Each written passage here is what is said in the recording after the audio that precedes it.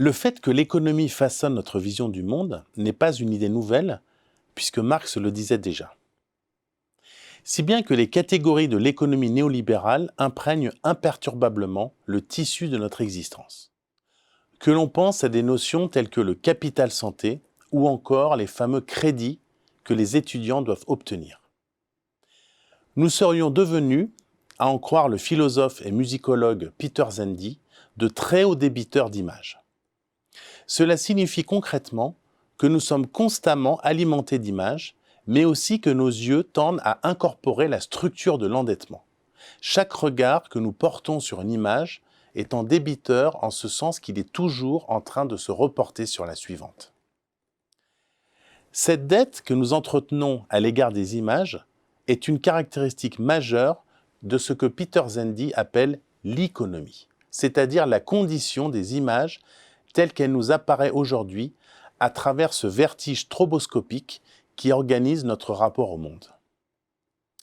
Mais comment comprendre cette alliance de l'image et de l'économie, et que dit-elle de nous-mêmes au-delà des seules questions de flux et de stockage? Si l'on postule que plus de 3 milliards d'images circulent chaque jour sur les réseaux sociaux, cela veut dire que plus de 3 millions d'images auront été échangées pendant que vous écoutez cette chronique.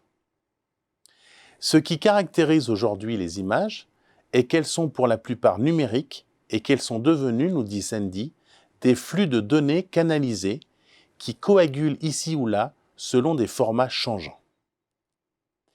Posons-nous alors un instant la question de savoir ce que Victor Hugo aurait pensé des selfies. On se souvient du fameux « ceci tuera cela » prononcé dans Notre-Dame de Paris par ce prêtre qui, observant tristement les tours de sa cathédrale, comprend qu'avec l'avènement de l'imprimerie, le livre détrônera la cathédrale et l'alphabet tuera les images, en ce sens que le livre détournera les gens de leurs valeurs les plus importantes en favorisant la libre interprétation des Écritures.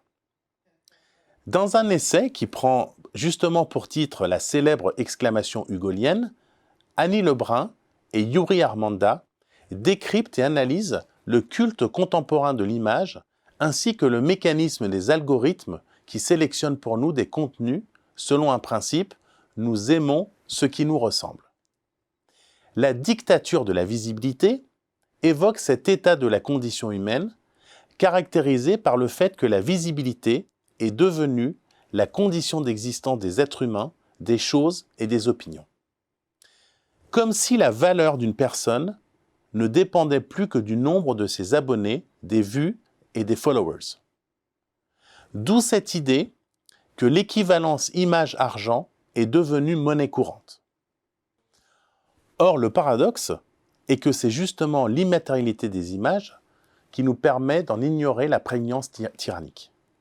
Tyrannique, car au-delà de l'apparente liberté qu'a chacun de produire des images, se développent les technologies d'eye tracking et de pixels espions, comme si les images que nous faisons circuler permettaient à autrui de nous suivre et de nous contrôler. De ce déni vient la fausse liberté qui caractérise nos sociétés, alors que les programmes de reconnaissance faciale se développent sans cesse à notre insu, à partir du détournement de nos photographies et que des millions de selfies qui circulent. Nous alimentons nous-mêmes notre propre contrôle. Cette totale instrumentalisation de l'image constitue la nouveauté historique de cette smart dictature. La raison d'être de l'image semble désormais hors d'elle-même, puisque ce qui compte est finalement le nombre de fois qu'elle va être visionnée. Toute image est vouée à être distribuée pour devenir source de profit en même temps que moyen de contrôle. C'est en ce sens que la visibilité est l'équivalent d'une monnaie. Cette dégradation de l'image en espace commercial n'est autre qu'un meurtre de l'imagination.